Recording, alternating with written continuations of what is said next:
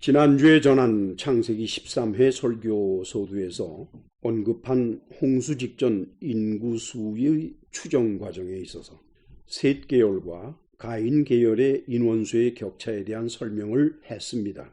그때 저는 셋 계열이 가인 계열보다 두 세대가 많다고 했습니다.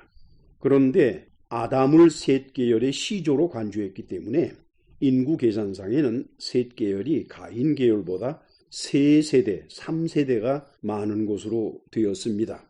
이 사실을 정정해 드립니다. 오늘의 말씀은 대홍수에 대한 대비를 위해서 하나님께서 노아에게 지시하신 일들에 관한 것입니다. 물론 370일에 이르는 홍수 그리고 이와 관련된 사건에 관한 고찰은 오늘보다도 다음 주에 자세히 살펴볼 예정입니다. 오늘은 그 홍수에 대한 대비에 관해서 말씀을 드리겠습니다. 첫 번째 단어는 창세기 6장 14절에서 16절 사이에 기록된 것으로서 방주 건설을 위한 하나님의 지시사항입니다. 14절을 같이 읽으실까요?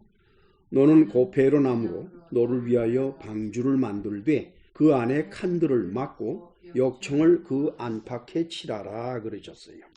고페로 나무라 그러면은 한글 개역성경의 개정판에서 번역을 할 때 고페르라고 번역을 했고 개역성경에서는 잣나무라고 번역을 했습니다. 그리고 우리말 공동번역에서는 전나무라고 번역을 했습니다. 어떻게 번역을 하든지 간에 고페르 나무라고 하는 것은 방주가 물 위에 떠서 1년 가까이 있어야 했으니까 아마도 배를 만드는 데 사용되는 나무로서 수지성 나무 그런 나무라고 생각을 합니다. 그러니까 침엽수 계통이 되겠죠. 방주의 안과 밖을 역청을 칠하라고 그러셨습니다. 역청이라고 하는 것은 영어로 하면 피치가 되는데 히브리어에서는 코페르라고 합니다. 코페르. 이 피치라고 하는 것은 아스팔트의 재료입니다. 나무 표면에 바르면은 첫째는 방부제 역할을 하지요. 안팎으로 하라고 그랬으니까 밖에도 방부제용으로 칠하고 안에도 방부제용으로 칠하고 그리고는 또 이 피치는 어떠한 역할을 하는 거니까 미세한 구멍을 막는 역할을 합니다. 그 다음에는 방주 안을 칸들을 막아라 그러셨는데 이 칸이라고 우리말로 번역된 히브리어가 키넨이에요. 키넨. 근데 키넨이라고 하는 히브리어는 영어로 번역을 하면 네스트가 됩니다. 네스트는 둥지라고 그러잖아요. 그렇죠? 그러니까 방주 안에 칸들을 막는데 그 칸의 개념이 둥지라는 개념입니다. 다시 말씀드리면 그 칸들은 동물들이 들어가서 쉬고 자고 그렇게 있게 하는 그런 장소라는 뜻입니다. 그래서 키넨이라고 표현을 했습니다. 히브리어로 표현하는 것이지만은 의미가 심장한 표현입니다. 그 다음에는 15절에서 16절을 같이 읽으실까요? 네가 만들 방주는 이러하니 그 길이는 300규빗, 너비는 50규빗, 높이는 30규빗이사 거기에 창을 내되 위에서부터 한 규빗에 내고 그 문은 옆으로 내고 상중하 3층으로 할지니라 그러셨어요. 여기에서 길이가 300규빗이라 그러면은 미터로 치면은 150미터가 됩니다. 그리고 50규빗 그러면 25미터가 되고 30규빗 그러면 15미터가 되지요. 길이가 150미터이고 폭이 25m이고 높이가 15m인 그런 방주입니다. 따라서 그 방주의 크기를 상상을 한다 그러면은 보통 축구장이 있지요. 그 축구장이 길이가 90m 내지 120m입니다. 그리고 폭이 45m에서 90m예요. 그러니까 실제로 뛰는 축구장 그것은 90m에서 45m라고 보니까 그렇다 그러면 그게 넓이로 봐서는 4050제곱미터가 되는데 이 방주의 한 층의 넓이를 따진다 그러면 150m 곱하기 25m가 되니까 3750제곱미터가 됩니다. 따라서 이 방주의 넓이는 축구장의 넓이보다 약 300제곱미터가 부족한 상태니까 상당히 큰 방주죠. 그것이 이제 방주의 크기가 됩니다. 그래서 여러분들에게 나누어 드리고 그리고 인터넷에 올라가 있는 표를 보시게 되면 홍수를 대비하여 하나님이 지시하신 방주의 생김새라고 되어 있지요. 보시면은 길이가 300규빗, 약 150m이죠. 폭이 50규빗, 약 25m입니다. 그리고 높이가 30규빗, 그러니까 약 15m가 되죠. 그걸 3개의 층으로 만들려고 했기 때문에 결국 한 층만 본다 그러면은 층별 10규빗이라는 걸 알게 돼요. 5m. 층별 5m의 높이면은 상당히 높은 겁니다, 그게. 여러분, 그 안에는 동물이 들어갈 것 아닙니까? 그런데 동물 중에서 가장 키가 큰 동물이 기린이라는 거는 여러분 다 아실 겁니다. 그 가운데 이제 수컷은 암컷보다 더 크죠. 그 수컷의 키가 4.5m 내지 6m라고 합니다. 그래서 저는 그런 생각을 해요. 이거 하나님께서 층의 높이를 정해 주실 때 그 안에 들어갈 동물 중에서 가장 키가 큰 기린을 기준으로 해서 5m를, 즉 10규빗을 잡도록 정해 주셨구나. 얼마나 하나님께서 과학적으로 말씀을 하시는가 하는 것을 우리는 이런 사실 안에서도 충분히 발견할 수가 있는 겁니다. 그 다음에는 창이라고 우리말로 번역이 되어 있는데 그게 초하르예요. 초하르. 초하르 그러면 영어로는 루프, 지붕이란 뜻이 되고 그 다음에 light window라는 뜻이 돼요. 햇볕을 위한 창이라는 뜻입니다. 유대인의 영어 번역인 타낙에서는 그걸 어떻게 번역을 하는 거니? opening for daylight이라 그랬어요. 햇볕이 들어올 수 있도록 뚫어놓은 거죠. 그걸 말합니다. 그렇지만은 40일 동안 폭우가 쏟아졌다 그러면은 그 통풍창을 그냥 열어놔두면은 비가 쏟아져 들어와서 심각해지죠. 그래서 아마도 트랩도어라고 그래가지고 이렇게 밀어 올리면은 열리고 그래가지고 막대기로 고정을 시키면은 열려 있고 그 막대기를 빼면 텅 하고 닫히는 것 있죠. 바깥쪽으로. 그 트랩도어를 설치했을 겁니다. 그리고는 아마도 중앙지역이 뚫렸을 것입니다. 왠고니까 햇볕이 중앙지역을 뚫어놓지 않으면은 그 초하르는 3층 위에만 있을 뿐이지 다른 층에는 없으니까. 그러면 뭐 3층만 밝고 다른 층은 깜깜할 거다. 그러니까 자연적으로 가운데를 뚫어놨을 겁니다. 중앙지역이. 환기와 햇빛 때문에 그렇게 되었을 것이죠. 그 도표 아래를 보시면은 거기에 기록된 것들이 있습니다. 미드라시 라바 제네시스, 그러니까 유대인의 창세기 주해죠. 그 층별 용도에 관해서는 두 가지 의견이 기록되어 있습니다. 첫 번째 의견은 첫째 층은 먹을거리와 쓰레기를 저장하는 장소로 보는 것, 둘째 층을 노아의 가족과 그리고 정결한 짐승들의 초소로 보는 것, 그다음에 셋째 층은 부정한 짐승들의 초소로 보는 겁니다.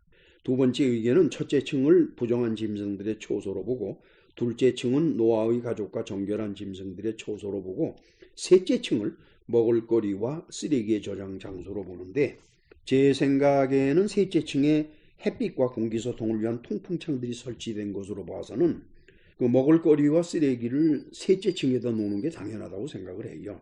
만약에 맨 밑에 첫째 층에 놨으면은 쓰레기 냄새가 올라올 것이고 그 먹을거리는 공기가 통하지 않으니까 쉽게 상했을 것이고 그런 걸 본다 그러면은 첫째 층에 부정한 짐승, 셋째 층에 먹을거리 이렇게 하는 게 좋을 것 같습니다. 그리고 따라서 층계를 중앙에 설치했을 겁니다. 1층에서 2층 올라가는 거, 2층에서 3층 올라가는 층계. 그리고 방은 모두 바깥벽에 붙어 있도록 했겠죠. 그러면 중앙이 복도로 이어지게 될 것입니다. 그리고 먹을거리와 쓰레기는 계단을 이용하거나 또는 중앙 통로에 도르래를 설치해서 이동시켰을 것이라고 보는데 그래서 그 당시에 도르래를 설치할 수가 있었을지는 잘 모르겠습니다. 여러분들에게 논하드린 그리고 인터넷에 올라가 있는 도표를 보시도록 하지요. 가운데 칼라로 구분한 것이 이게 뻥 뚫린 통로가 되겠는데 그것만 보시더라도 어떤 식으로 방주 안에서 노아가 살아갈 수 있었는지 하는 것을 쉽게 상상하실 수가 있을 겁니다. 방주 안에는 불과 8사람밖에 없었죠. 그리고 수많은 동물들과 그들이 먹는 풀들 또 쓰레기들 뭐 이런 것들이 그 안에 쌓여 있을 텐데 그런 것을 정리하는 일을 8사람이 했을 테니까 뭐 이렇게 지루하지는 않았을 것이라고 생각을 해요. 그 다음 둘째 단어는 방주 건설의 목적에 관한 사항입니다. 본문에. 그것은 창세기 6장 17절에서 21절 사이에 기록되어 있습니다. 17절 같이 읽으실까요? 내가 홍수를 땅에 일으켜 무릇 생명의 기운이 있는 모든 육체를 천하에서 멸절하리니 땅에 있는 것들이 다 죽으리라. 생명의 기운이 있는 모든 육체를 멸절한다. 우리말로 이렇게 번역이 되어 있습니다만은 생명의 기운이라고 번역한 히브리어가 루아흐 하임이에요. 루아흐 하임. 이걸 영어로 번역하면은 breath of life입니다. 숨쉬는 생명 또는 생명의 숨이다 이렇게 보는 거죠. 그런데 이걸 우리말로 기운이라고 번역을 했는데 이 기운이라는 단어가 갖는 뜻은 동양의 기를 의미하고 있기 때문에 이런 동양 철학적인 단어는 가능하면 성경에는 사용하지 않는 것이 저는 좋다고 생각을 해요.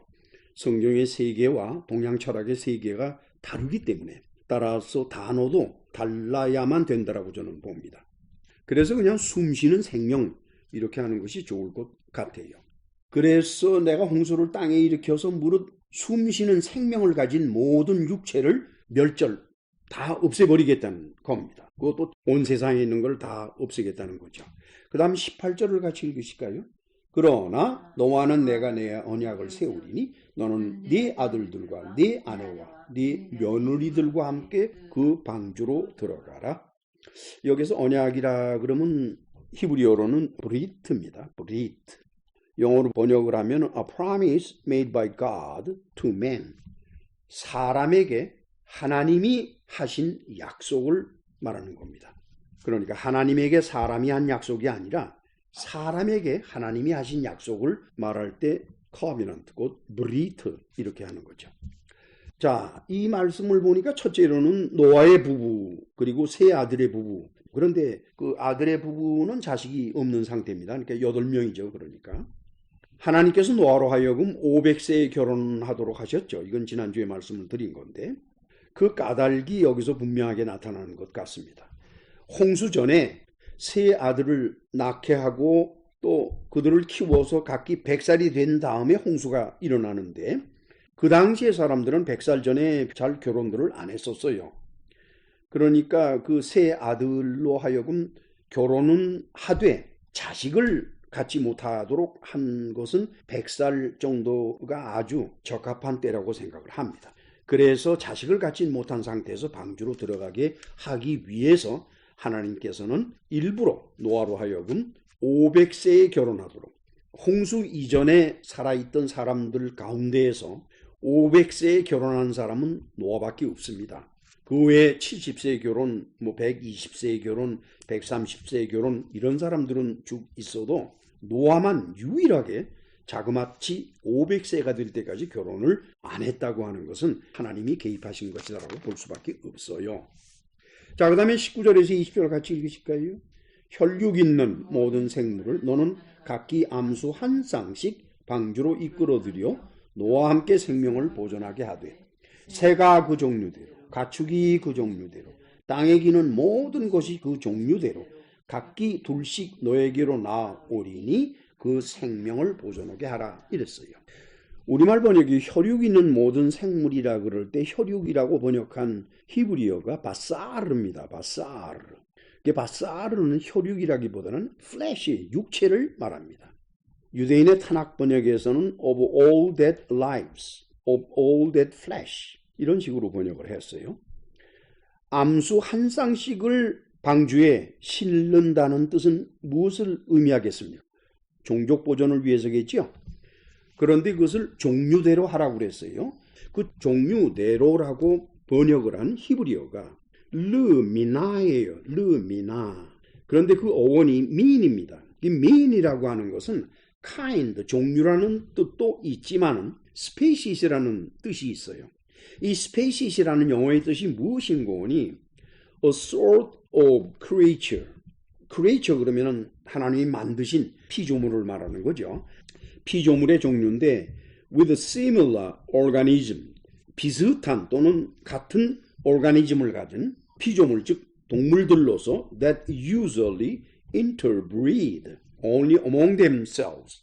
자기들끼리만 접합을 해서 자기들끼리만 새끼를 낳아가는 그런 한 무리를 스페이시스라 이렇게 표현을 하고 있습니다. 따라서 오늘날과 같이 다양한 모습의 새, 짐승 그리고 땅에 기는 것들이 아닙니다. 그것이 아니라 스페시스로 분류되는 품종의 시조가 되는 동물들만 말하는 것입니다. 예를 들어서 뱀이라고 그러지요. 그럼 뱀의 종류가 얼마나 많습니까? 오늘날 뱀의 종류는 여러 가지예요. 그걸 스페시스로 본다 그러면 뱀은 하나입니다. 하나님이 방주에 넣으신 뱀은 한 쌍이면 됩니다. 왜 그런 거니까? 일단 방주에서 나온 다음에 세월이 지나면서 한 스페시스에서 다양한 모습의 동물들이 생산될 것이기 때문입니다. 그런데 이렇게 동물들이 새끼를 낳고 또 새끼를 낳고 또 새끼를 낳고 해가면서 큰 뱀이 나온다든지 실 같은 뱀이 나온다든지 이런 식으로 변화가 일어나는 것은 진화라고 하는 우연에 의해서 이루어지는 것이 아닙니다. 여러분, 진화라고 하는 것은 그 전제가 우연이에요.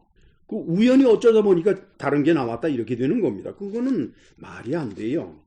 세상에 있는 동물들을 보십시오. 어떻게 우연히 만들어졌다고 생각을 할 수가 있겠습니까? 자세히 보세요. 다 의미가 있고 뜻이 있고 그거 어쩌다가 우연히 그냥 만들어진 게 아니에요. 아주 완벽한 것들입니다. 따라서 그것은 뭘 말하는 거니? 시조죠. 그 스페이시스 안에 하나님께서 미리 프로그램을 심어 놓으셨다는 거예요. 그래서 그 프로그램은 대를 이어가면서 시퀀설하게 순서적으로 또는 랜덤하게, 랜덤이라는 거는 난수라고 그래서 갑자기 일어나는 현상들이죠. 서로 다른 형체가 생산되는 것으로 보는 겁니다. 여러분, 이것은 우리가 자식을 보면은 금세 알 수가 있어요. 한 부모에게 낳은 자식들이 다 똑같습니까? 아니잖아요. 달라요. 성격도 다르고 생김새도 다르고 건강도 다르고 다 다릅니다. 그리고 자식들이 부모를 닮을 때 아주 판에 박은 듯이 딱 닮아서 나오는 아이들도 있지만 대부분이 그 부모의 일부를 담는 것이지 전체는 아닙니다. 자, 그런 사실을 본다 그러면은 부모가 자식을 낳는 과정에서 하나님의 개입이 있는데 그것은 매번 하나님께서 역사하신다라기보다는 그 난자와 정자 그 안에 들어가 있는 DNA 속에 사람이 헤아려 알 수 없는 어떤 복잡한 프로그램이 담겨 있어가지고 그 프로그램에 따라서 아이들이 다른 모습으로 태어난다. 이렇게 볼 수밖에 없는 겁니다. 이것이 바로 방주에 집어넣는 대표적인 시족적인 동물들로부터 세월이 흐르면서 여러 종류의 다양한 모습의 같은 종류의 동물들이 태어나도록 하는 그 원칙을 설명할 수가 있는 거지요. 이처럼 제한된 크기의 방주 안에 오늘날 살고 있거나 사전에 멸종된 그 모든 종류의 동물들을 집어넣고 그 생명을 보존하고 번성시키려 하면은 지금까지 말씀드린 것처럼 각 스페이스의 시족격인 암수 짝들을 방주 속으로 집어넣어야 되는데 그 암수 짝들이 시족격인지 아닌지는 그건 하나님밖에 모릅니다. 사람은 거 봐서 몰라요. 따라서 본문에 둘씩 너에게로 나온다고 그랬죠. 그 나온다라고 번역한 히브리어가 모입니다. 모. 그래서 네가 가서 골라가지고 데려와라가 아니라 너는 그냥 방주에 있어라. 그러면은 그들이 올 것이다. 그럼 그들이 온다는 말은 무슨 의미입니까? 하나님이 선택을 하셔서 노아에게 보내주신다는 거예요. 즉 동물들이 방주 앞으로 암수 한 쌍씩 모여들게 하나님께서 하시겠다. 즉 하나님께서 선택하셔서 보내시겠다는 그런 뜻입니다. 따라서 노아의 일은 하나님이 보내신 그들을 방주 안에 넣어서 홍수기간 동안에 생명을 보존하게 하는 것, 그것이 노아의 일입니다. 이 원칙은 놀랍게도 그리스도인이 선택돼서 낙원에 가는 과정에서 일어나는 일에서도 변함없이 나타나고 있습니다. 우리 다 같이 요한복음 6장 37절에서 40절을 같이 읽으십시다. 아버지께서 내게 주시는 다는 다 내게로 올 것이요 내게 오는 자는 내가 결코 내쫓지 아니하리라. 그가 하늘에서 내려온 것은 내 뜻을 행하려 함이 아니요 나를 보내신 이의 뜻을 행하려 함이니라. 나를 보내신 이의 뜻은 내게 주신 자 중에 내가 하나도 잃어버리지 아니하고 마지막 날에 다시 살리는 이것입니다. 내 아버지의 뜻은 아들을 보고 믿는 자마다 영생을 얻는 이것이니 마지막 날에 내가 이를 다시 살리리라 하십니다. 예수께서 하신 말씀이지요. 뭐라 그러십니까? 영생을 얻게 하고 마지막 날에 다시 살린다, 부활시키는 것. 그런 자를 당신이 선택한다고 그러지 않으셨어요. 당신에게로 아버지께서 보내신다는 겁니다. 노아의 경우와 아주 똑같지요. 구원은 이처럼 한 가지 원칙을 하나님이 정하시고 그대로 행하신다 하는 사실에서 알 수가 있는 겁니다. 다음으로 본문의 21절을 같이 읽으십시다. 너는 먹을 모든 양식을 너에게로 가져다가 저축하라. 이것이 너와 그들의 먹을 것이 되리라. 모든 양식이라고 하는데 이 양식은 먹을 거리죠. 사람과 모든 동물들에게 공통적으로 적용되는 것입니다. 너는 먹을 모든 양식을 너에게로 가져다가 저축하라 그랬으니까 양식의 종류가 한 가지밖에 없다는 거예요. 그 풀입니다. 그게 바로. 이것은 들에 있는 푸른 풀과 그리고 필요하다 그러면 과일이 되겠죠. 그런데 아마도 방주 안에 과일을 들여갔을 것 같진 않아요. 이처럼 하나님이 노아로 하여금 양식을 준비해라, 먹을 것을 준비해라고 말씀하실 때에 음식에 구별이 없도록 말씀을 하신 것은 사람 역시 그 당시에, 즉 홍수 이전에는 사람도 조리하지 않고 생식했다는 것을 알 수가 있어요. 홍수 이전에는 음식을 조리해서 먹질 않았습니다. 생식을 했어요. 그리고 또 풀을 먹었습니다. 따라서 배설물 역시 단순했을 겁니다. 그리고 처리하기가 쉬웠고 냄새도 별로 나지를 않고 그랬을 겁니다. 그리고 조리하는 일이 없기 때문에 불이 필요가 없지요.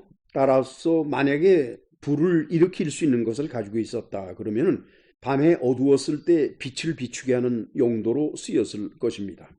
따라서 방주 안에는 땔감을 저장할 필요도 없었고 땔감을 준비할 필요도 없었을 것입니다. 그 다음에는 세 번째 단원, 방주 안에 들어가 보존될 동물의 수, 그것이 자세히 서술되어 있는 곳인데 그건 창세기 7장 1절에서 12절 사이에 기록되어 있습니다. 창세기 7장 1절을 같이 읽으실까요? 여호와께서 노아에게 이르시되 노아 네 온 집은 방주로 들어가라. 이 세대에서 네가 내 앞에 의로움을 내가 보았음이니라. 노아와 그의 온 집이 홍수로부터 구원받게 되는 하나님 편에서의 이유가 기록이 되어 있죠. 이것은 6장 9절에도 이미 기록이 되어 있습니다. 6장 9절 같이 읽으실까요? 이것이 노아의 족본이라. 노아는 의인이요 당대의 완전한 자라. 그는 하나님과 동행하였다. 이렇게 되어 있죠. 노아는 의인입니다. 그것이 왜 하나님께서 노아를 선택하셨는지 하는 이유가 되고 있습니다. 그 다음에는 2절과 3절 같이 읽으실까요? 너는 모든 정결한 짐승은 암수 7씩, 부종한 것은 암수 2씩 네게로 데려오며 공중의 새도 암수 7씩 데려와 그 씨를 온 지면에 유전하게 하라 그랬어요. 기본은 암수 2씩입니다. 암컷 하나, 수컷 하나, 2마리씩 짝이 돼서 그 생명을 보존하는 거죠. 홍수 기간에 이들은 방주 안에서 결코 죽지 않을 것입니다. 어떤 일이 있어도. 왠고니까 노아의 가족이 그들을 보살피지만 그러나 그들의 생명은 하나님께서 지키시기 때문입니다. 우리가 마태복음 10장 29절을 보면은 하나님이 어떻게 하시는가를 알게 돼요. 같이 읽으실까요? 참새 2마리가 한 아사리온에 팔리지 않느냐. 그러나 너희 아버지께서 허락하지 아니하시면 그 하나도 땅에 떨어지지 아니하리라. 그렇죠? 동물들의 생명은 하나님께서 보고 계시고 또 지키고 계시다는 걸 알 수가 있습니다. 이 중에서 정결한 짐승을 암수 7씩 보존하라고 말씀하신 하나님의 뜻은 이해하기가 그렇게 어렵지 않습니다. 우리 창세기 8장 20절을 같이 읽으실까요?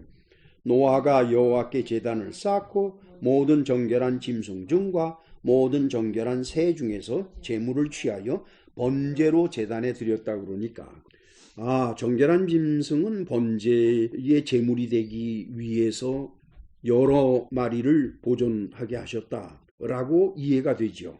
그런데 여기서 무엇이 문제가 되는 거니? 3절에 보니까 공중의 새도 암수 7씩 데려다가 보존하라 그랬어요. 왜 하나님께서 동물들, 보통 육지에 있는 동물들은 한 쌍, 그러니까 2마리죠. 그렇게 들여놓으라고 하셨는데 새는 7쌍씩 들여놓으라고 하셨으니까 왜 이렇게 하셨을까?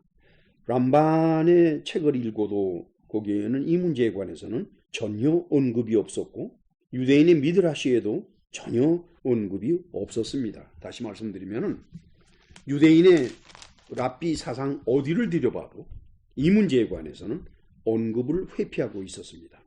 그래서 저는 생각을 해봤습니다. 아마도 하나님께서 이렇게 하신 까닭은 번식 과정에 따른 것일 수도 있겠다라고 생각을 했습니다. 웬고은요, 새는 알을 낳아서 네스트, 보금자리에 품어가지고 새끼를 얻지 않습니까? 그런데 이 새들의 알을 누가 좋아하는 줄 압니까? 그 뱀이 좋아해요.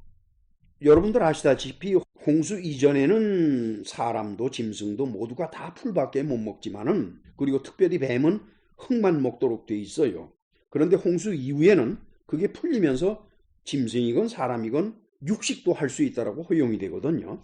그러니까 사람에게는 모두 다 육식이 허용이 되고 짐승들에게는 어떤 짐승은 육식 허용되고 어떤 짐승들은 그냥 채식만 하고 이렇게 돼 있죠. 그리고 뱀 역시 흙만 먹는 저주는 노아의 홍수 이전까지요. 노아의 홍수 이후에는 그 저주가 풀려나갔을 것으로 봅니다. 우리 창세기 9장 2절로 3절 같이 읽으실까요? 땅의 모든 짐승과 공중의 모든 새와 땅에 기는 모든 것과 바다의 모든 물고기가 너희를 두려워하며 너희를 무서워하리니 이것들은 너희 손에 붙였습니다. 모든 상동물은 너희가 먹을 것이 될지라. 채소같이 내가 이것을 다 너희에게 주노라. 여기서도 채소로 번역한 히브리어는 풀입니다. 풀을 말합니다. 참고로 뱀이 먹는 것을 조사해 보니까 다음과 같습니다. 뱀은 도마뱀을 먹고 개구리를 먹고 새를 잡아먹고 알을 먹고 물고기를 잡아먹고 달팽이 잡아먹고 쥐 같은 작은 동물들 잡아먹고, 그런데 특히 새알은 아주 좋아한다라고 기록이 되어 있어요. 뱀 외에도 새의 알을 먹는 짐승들은 적지 않습니다. 자, 이렇게 되면은 새가 종족을 보존하는 게 문제가 얼마든지 생길 수가 있겠죠. 하나님께서는 이러한 위험을 안고 알을 낳아서 번식해야 하는 새들의 경우를 고려해서 7쌍씩 보존하게 하셨다. 저는 그렇게 생각을 합니다. 이처럼 하나님께서는 자연의 법칙을 존중하십니다. 그 다음에는 7장 4절에서 5절 같이 읽으실까요? 지금부터 7일이면 내가 40주야를 땅에 비를 내려 내가 지은 모든 생물을 지면에서 쓸어버리리라. 노아가 여호와께 자기에게 명하신 대로 다 준행하였더라. 지금 하나님은 홍수를 일으키시기 전에 노아에게 준비 기간을 주셨는데 그것이 7일이에요. 왜 7이냐 하는 숫자에 대해서는 의미를 복잡하게 생각할 필요는 없다라고 봅니다. 다만 준비 기간을 주셨다는 것만 저는 강조를 하겠습니다. 여러분, 방주 안에 들어온 모든 동물들, 방주가 얼마나 낯설겠습니까? 그렇잖아요. 그러니까 그 낯설은 방주가 이게 이제는 내가 살 집이로구나 라는 걸 깨닫기 위해서는 시간이 필요해요. 동물들이기 때문에 그렇게 오랜 시간은 필요치가 않습니다. 아마 일주일 정도면은 모든 동물들이 여기는 내 집이다 이렇게 생각할 수 있었을 것이다. 좀 그렇게 봐요. 그리고 노아 그들에게도 일주일 정도면은 마음의 준비가 다 갖추어졌을 것이라고 봅니다. 노아는 오직 믿음 안에서 하나님의 말씀대로 준행을 했습니다. 자, 이제 7장 6절에서 9절을 같이 읽으실까요? 홍수가 땅에 있을 때 노아가 600세라. 노아는 아들들과 아내와 며느리들과 홍수를 피하여 방주에 들어갔고 정결한 짐승과 부정한 짐승과 새와 땅에 기는 모든 것은 하나님이 노아에게 명하신 대로 암수 둘씩 노아에게 나와 방주로 들어갔다 그랬어요. 이것은 다시 정리되는 거니까 설명이 더 필요치 않을 것 같습니다. 그 다음 10절에서 12절을 같이 읽습니다. 7일 후에 홍수가 땅에 덮이니 노아가 600세 되던 해 둘째 달 곧 그 달 11의 날이라. 그날에 큰 기품의 샘들이 터지며 하늘의 창문들이 열려 40주야를 비가 땅에 쏟아졌더라. 여기서부터 홍수가 끝나고 물이 다 빠져나갈 때까지 날짜가 계속 나타납니다. 즉 모세가 날짜를 기록했다는 것입니다. 그렇다 그러면은 모세가 어떻게 어디서부터 소식을 들어가지고 그 날짜를 창세기 기록할 수가 있었을까요? 우리가 창세기 처음 강의를 시작할 때 살펴본 거나 마찬가지로 이것은 노아가 기록을 했기 때문에 라기보다는 하나님께서 모세에게 그 날짜들을 전부 알려주셨다, 이렇게 보는 것이 좋을 것 같습니다. 여기서 뭐라고 그러는 거니까 큰 기품의 샘들이 터졌다고 그랬어요. 큰 기품, 샘은 샘인데 그 땅속에 저장된 물을 말하는데 그것이 보통 깊은 게 아니에요. 아주 크게 깊다는 겁니다. 그 히브리어로 어떻게 되어 있는 거니까 트홈 라바라고 그랬어요. 트홈 라바. 트홈 그러면 딥이에요. 아비스를 말합니다. 아주 깊은 걸 말하죠. 그 다음에는 라바 그러면 그 어원이 라부인데 라부는 great란 뜻입니다. 아주 크다는 뜻이에요.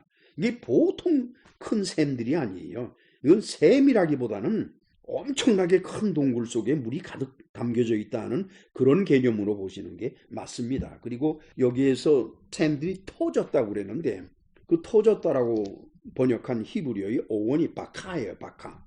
이건 break open이에요. 닫혀 있었는데 아래에서 밀고 나오면서 펑 하고 터지는 걸 말합니다. 그래서 탄악 번역에서는 burst apart라고 그랬어요. 터져서 깨져버린 걸 말하는 거죠. 이 샘이 지상으로 터져 나왔죠. 그리고 이 샘의 깊이는 길고 그리고 넓은 것이었다라고 보죠.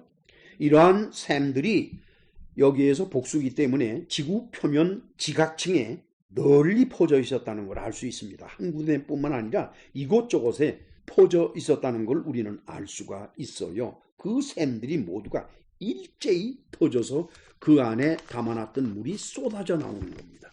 그래서 그 물이 땅을 덮는 거죠. 한편 뭐라고 그러는 거니까 하늘의 창문들이 열렸다고 그랬어요. 여러분, 하늘의 창문들이 열렸다는 개념은 그 창문이 닫혀 있다가 열렸다는 개념이니까 그 하늘 대기 중에 이미 물이 있었다는 걸 의미하는 겁니다. 그런데 대기 중에 물이 있으려면 방법은 수증기 상태밖에 존재할 수가 없지요. 그 수증기 상태로 있던 물이 일제히 응고가 되면서 지구 전체 전 표면에 쏟아져 내려가는 겁니다. 그것은 뭘 의미하는 거니까 그 대기 중에 간직되어 있던 물의 양이 엄청나다는 뜻입니다. 오늘날 지상 11km에 이르는 공간에 지구의 대기량의 약 4분의 3이 전부 그 안에 담겨 있다고 그래요. 그러니까 11km까지는 아니더라도 지상으로부터 10km에 이르는 그 공간에 수증기가 꽉 차 있었다 그러면은 그것이 응고가 되면서 쏟아져 내려올 때 40일 동안 쏟아져 내려오도록 물이 공기 중에 있었다는 것을 우리는 알게 돼요. 이들이 일제히 응고되면서 지구 전체에 비가 내렸습니다. 그 결과가 어땠을까? 짐작이 가죠. 땅 속에서 저장되어 있던 물이 터져 나오지를 않나. 대기 중에 저장했던 물이 쏟아져 내려오지를 않나. 그래서 높은 산까지 다 덮어버립니다.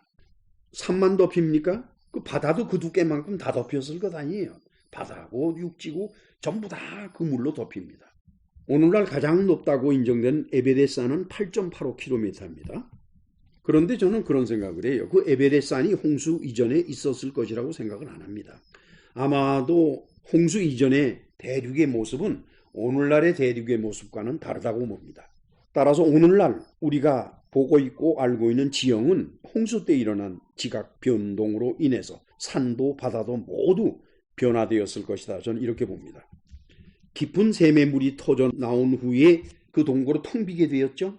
간단합니다. 그 입구만 막아버리면 물은 다시 들어가질 못하니까. 따라서 동굴은 텅 비게 돼요. 그리고 그 동굴에 물을 끄집어내는 것은 하나님께서 말씀으로 끄집어내니까 그건 어려운 문제가 아니고. 자, 그 거대한 동굴들이 어느 순간에 하나님의 말씀에 의해서 쭈그러든다고 생각을 해보세요. 그러면 그 엄청나게 큰 동굴들이 일제히 다 쭈그러듭니다. 그럼 그 지각에 어떤 변화가 일어날 것인지. 오늘날 우리가 살고 있는 지구는 그 표면을 크러스트라고 그래요. 지각이라고 그래요. 그래서 그 두께가 35km입니다. 그리고는 그 35km를 포함을 해서 지상으로부터 60km까지를 암석권이라고 말합니다. 그래서 그 크러스트, 지각과 그 다음에는 지각 밑에 있는 게 맨틀인데 맨틀 중에서 상부는 암석입니다. 그리고 하부는 리퀴드죠. 그러한 상부 암석권, 그것이 오늘날 홍수 이전을 말하는 것이 아닙니다.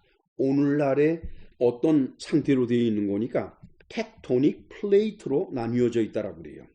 그것이 조각이 나가지고 뭐 엄청나게 큰 조각들이죠. 서로 이동들을 해요. 때에 따라서는 양쪽 플레이트가 와서 충돌이 일어나서 튀어 올라가게 되고, 또 어떤 경우는 물러나면서 빠져내려가고 그 틈새로 마그마, 용암이 터져 나오고, 그러니까 상부 멘틀 밑에 있는 용암이 터져 나오고, 또 그런가 하면 어떤 때는 땅이 갈라지면서 서로 비껴 지나갑니다. 그러는 현상이 또 벌어져요. 실제로 그렇게 되었을 것이라고 봅니다. 그렇다 그러면은 산맥들이 솟구쳐 올라갔을 것이고, 바다도 밑이 더 주저앉아서 더 많은 물이 담겨지도록 되었을 것이다. 그래서 아마 오늘날의 6대주 5대양이 되지를 않았을까. 물론 그 당시에 텍토닉 플레이트들이 불규칙하게 움직이게 되면서 대륙이 갈라져 나갔을 겁니다. 그리고는 당연히 자전축이 23.5도로 기울어졌겠죠. 그 자전축을 기울일 수 있는 능력을 가지신 분은 하나님밖에 없어요. 그게 저절로 기울어졌다는 건 말이 안 됩니다. 이 모든 변화가 일어나는 것은 지구가 태양을 1년 동안 공전하는 도중에 일어난 일들입니다, 여러분. 넷째 단어는 홍수를 대비하신 일을 정리하는 형식으로 기록을 해놨습니다. 13절 같이 읽으실까요? 곧 그날에 노아와 그의 아들 셈, 함, 야벳과 노아의 아내와 세 며느리가 다 방주로 들어갔고, 그들과 모든 들짐승이 그 종류대로, 모든 가축이 그 종류대로, 땅에 기는 모든 것이 그 종류대로, 모든 새가 그 종류대로, 무릇 생명의 기운이 있는 육체가 둘씩 노아에게 나와 방주로 들어갔으니, 들어간 것들은 모든 것의 암수라. 하나님이 그에게 명하신 대로 들어가매 여호와께서 그를 들여보내고 문을 닫으셨다, 이렇게 돼 있어요. 즉 방주의 문을 마지막으로 닫은 것은 노아가 한 것이 아니라 하나님께서 하신 일이라고 모세는 분명히 기록하고 있습니다. 우리가 창세기 1장으로부터 5장 사이의 기록을 살펴보게 되면요, 홍수 이전의 지구의 상황을 상상할 수가 있습니다. 특히 2장 4절에서 6절 말씀에 따르면 매 24시간 동안 자전하면서 시속 107,200km로 태양을 공전하고 있는 지구 표면에 비도 없었고 땅속 샘에서 흘러나오는 물로 온 지면이 적셔지고 있었다라는 것을 우리는 알 수가 있습니다. 우리 같이 읽으십시다. 창세기 2장 4절에서 6절입니다. 이것이 천지가 창조될 때의 하늘과 땅의 내력이니 여호와 하나님이 땅과 하늘을 만드시던 날에 여호와 하나님이 땅에 비를 내리지 아니하셨고 땅을 갈 사람도 없었으므로 들에는 초목이 아직 없었고 밭에는 채소가 나지 아니하였으며 안개만 땅에서 올라와 온 지면을 적셨더라. 물론 이 말씀을 보게 되면은 초기에만 그랬지 나중에는 그렇지 않다라고 얼마든지 생각할 수가 있습니다. 그러나 이러한 상황이 변화가 있다 할지라도 크게 변화가 있을 수는 없겠지요. 이것은 지구의 같은 위도상의 기온이 1년 내내 변함이 없었다는 것을 의미합니다. 그리고 비가 쏟아질 정도로 구름이 만들어지지도 않았고 기압차도 크지가 않았다는 것을 뜻하는 것입니다. 즉 지구는 대기권이 변화가 별로 없이 있었다는 걸 우리는 알 수가 있어요. 그것이 바로 홍수 이전의 지구 표면의 상태입니다. 왜 그랬을까요? 이것은 지구에 오는 태양열 때문일 것입니다. 그때 오는 태양열이나 지금 오는 태양열이나 무슨 차이가 있겠어요? 그러나 홍수 이전에는 지금과 같은 그런 대기가 아닙니다. 10km가 넘는 트로포스페어, 대륙권이죠. 거기에 수증기가 꽉 차 있었다는 걸 우리는 알게 돼요. 수증기라는 것은 항상 미세한 물방울로 이루어져 있는데 그 미세한 물방울들은 빛이 통과할 때 굽어지고 꺾어지게 만드는 역할을 한다는 것은 여러분들이 잘 알고 계신 겁니다. 열이라고 하는 것은 열선에 의해서 전해지는 것입니다. 즉 태양열이 지구로 온다는 것은 그 열선들이 오는 것입니다. 그것이 그 수증기층을 통과하면서 수없이 굽어지고 꺾이죠. 그러면 자연적으로 그 열이 떨어지게 될 것입니다. 그래서 지표면과 이로부터 가까운 대기권에 지금보다 약한 태양열이 도착했을 것이다, 이렇게 보는 거예요. 따라서 바다의 표면 증발이 미약했을 것이고 지금보다는 기압의 차이가 작아서 바람에 의한 구름 이동도 거의 없었을 것입니다. 어쩌면은 구름 자체도 생기지 않았을 것이라고 봐요. 따라서 비가 와도 가랑비 정도였을까? 그것도 잠깐. 그랬기 때문에 홍수 이전의 사람들은 큰 비가 뭔지를 몰라요. 그래서 노아가 홍수를 대비하느라고 방주를 만들 때 그 기간이 성경적으로 봐서는 120년이고, 그리고 어쨌든 방주를 만든다고 하면 수십 년이 걸렸을 것이라는 것은 상식적으로 우리가 알 수 있는 것들이죠. 그렇게 방주를 만들고 있을 때 그 당시에 사람들은 너 왜 이 방주를 만드냐? 홍수 때문에 그렇다. 세상에 홍수가 어디 있느냐? 웬거니까 아담 이후로 아무도 홍수를 본 적이 없으니까 그렇잖아요. 큰 비도 본 적 없는 사람들이 어찌 홍수를 봤겠습니까? 노아를 조롱하고 외면했을 것입니다. 오직 노아만이 현실적으로는 불가능한 홍수지만은 하나님이 말씀하시니까 그 말씀을 믿고 방주를 건설을 했던 것입니다. 하나님이 지구와 우주를 창조하시고 아담을 만드신 후 1650년이 지나서 홍수가 일어날 때까지 지구는 참으로 조용했을 것입니다. 땅은 거대한 한 개의 대륙으로 있었고, 이것은 다음 주에 자세히 설명을 드리겠습니다만은 바다 역시 땅을 제외한 나머지 부분을 하나같이 덮고 있었을 것입니다. 그리고 한편으로 대륙에는 곳곳에 하나님의 계획대로 거대한 공동이 땅 속에 있었고 그 속에 물이 가득 차 있었을 것입니다. 때가 되어 하나님이 명령하시자 지구 표면 10km에 이르는 대륙권 중에 머물러 있던 수증기가 일제히 응고하면서 비가 되어서 쏟아져 내려왔을 것입니다. 한편 하나님이 예비해 놓으신 깊은 샘들이 터지고 그 속에 저장되어 있던 어마어마한 물들이 쏟아져 나와서 땅을 덮었을 것입니다. 아마도 이 쏟아져 나오는 물에 대해서는 가스가 밀려 들어가서 쏟아져 나가게 했거나 아니면은 하나님께서 이때는 말씀으로 그렇게 하셨던지, 어찌했든 그 물이 쏟아져 나왔다라고 성경은 기록하고 있습니다. 이렇게 해서 지구 표면은 모두 물에 잠기게 되었어요. 육지도 잠기고 바다도 잠기고 모두가 다 잠겼습니다. 그러나 놀랍게도 이렇게 하는데 하나님이 사용하신 시간은 40일밖에 되지가 않습니다. 그 40일 내에 지구 전체가 물에 덮이는 그런 일이 벌어진 겁니다. 그야말로 돈 나오라 뚝딱이 아니라 자연 현상을 이용하셔서. 참고로 지구의 반경은 6,371km입니다. 그리고 지금 표면이라고 하는 이 크러스트 지각 35km지요. 그 다음에는 암석권이라고 하는 것은 그 35km의 지각을 포함해서 어퍼멘틀, 그 멘틀의 상부까지가 암석권인데 그것은 60km입니다. 6,371km에서 100분의 1밖에 안 되는 표면 60km 거기서 벌어진 사건들이 그 나머지 지구 전체에 어떤 영향을 미쳤겠느냐? 그것은 저로서는 말씀드리기가 어렵습니다만 이 설교를 듣는 분 중에서 지구 물리학에 밝으신 분들은 어떠한 영향일 것이라는 걸 상상하실 수가 있을 것이라고 봐요. 오늘날 대륙의 평균 높이는 797m라고 그럽니다. 그리고 바다의 평균 깊이가 3682m라고 그러죠. 그리고 오늘날 아까 말씀드린 이 암석권, 지구표면의 지각 부분 크러스트하고 연이어져 있는 멘틀의 상부 부분, 그것을 포함한 60km를 리토스페어, 즉 암석권이라고 그러죠. 그 암석권 60km가 여러 개의 텍토닉 플레이트로 나뉘어 있어서 끊임없이 지각의 변화를 주고 있는 것이 오늘날의 지구입니다.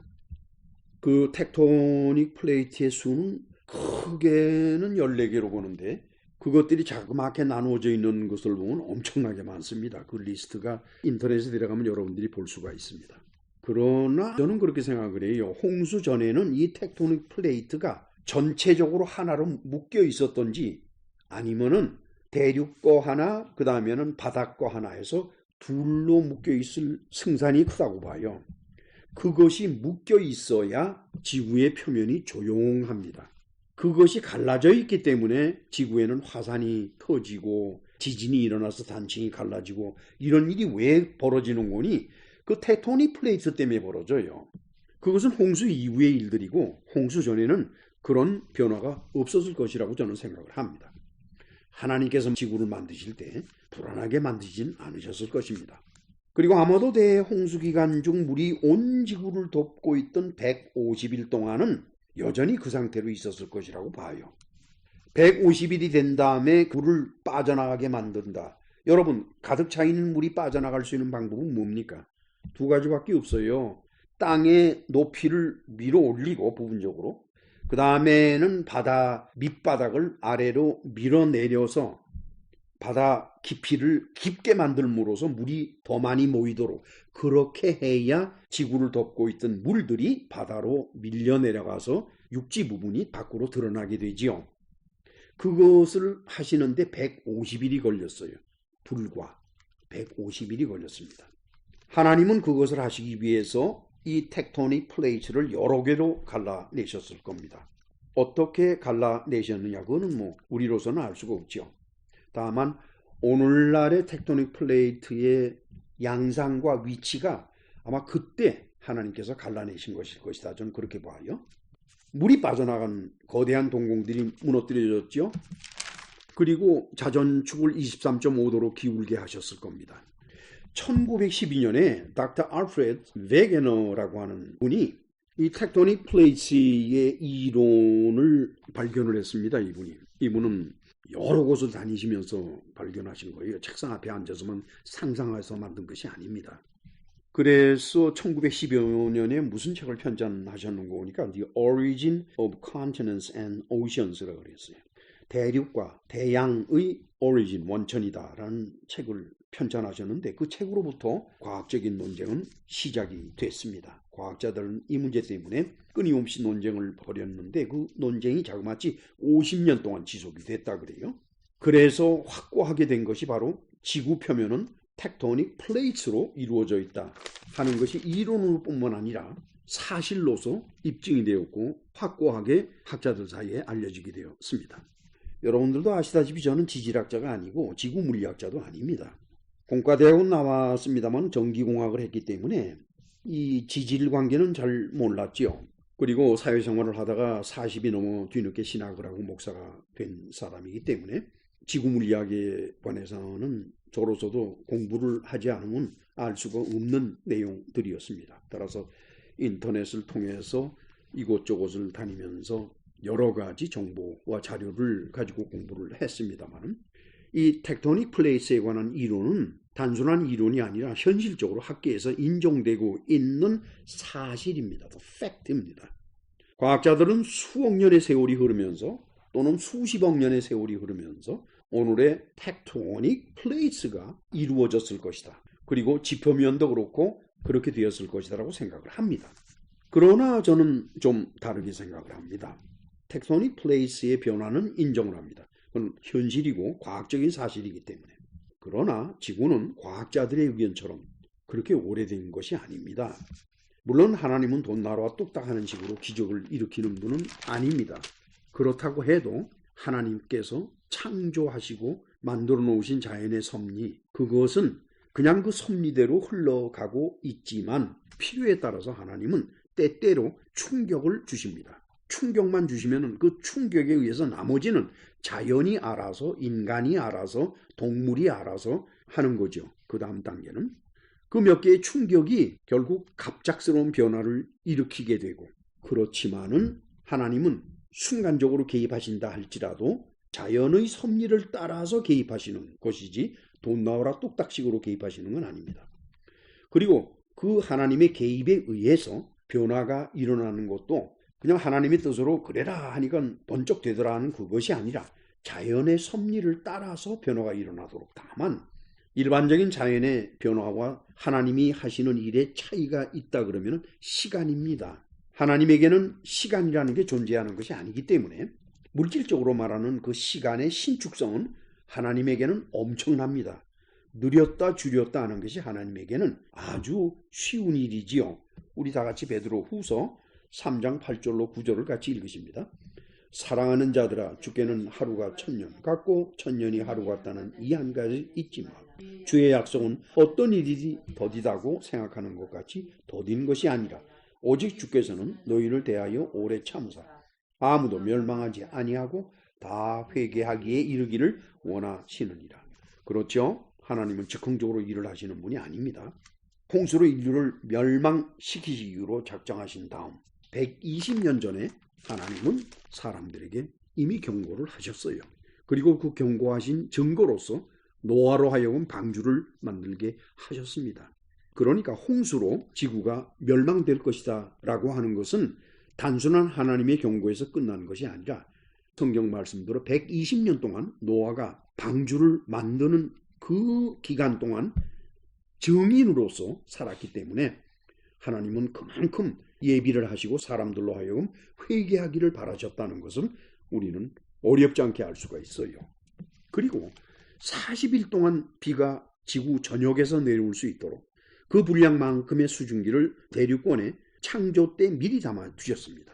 그리고 깊은 샘에서 물이 터져나와 지구를 덮을 수 있도록 물이 가득 찬 거대한 동굴을 이곳저곳에 창조 때 미리 만들어 놓으셨던 겁니다. 그리고 노아에게는 동물들이 대를 이어갈 수 있도록 특별히 하나님께서 선택하신 품종들이 암수쌍으로 방주 앞으로 모이도록 하셨죠. 그리고 그들 모두가 방주 안으로 들어가자 하나님께서 친히 방주 문을 밖에서 닫으셨습니다. 그리고 방주 안에서 주변을 정리하고 홍수 기간 동안 살아갈 수 있도록 마음을 준비해야 될 것 아닙니까? 사람이건 동물들이건 모두가 다 마음의 준비가 필요해요. 그것을 위해서 그들 모두에게 하나님은 7일을 주셨습니다. 그리고 나서 비로소 홍수를 일으키신 것입니다. 홍수의 자세한 내력과 지각의 변화에 대한 것은 다음 주에 계속할 것입니다. 이상 말씀드린 홍수를 위한 하나님의 준비와 대비를 보면서 저는 이 설교를 들으시는 분들에게 권하고 싶은 것이 있습니다. 여러분, 기독교인은 무조건 믿습니다가 아닙니다. 여러분, 무조건 믿는 것은 믿는 것이 아닙니다. 기독교인은 논리적이어야 합니다. 또 과학을 외면하든지 아니면 과학적으로 말을 하는 사람을 불신자로 몰거나 이렇게 비난해서도 안 됩니다.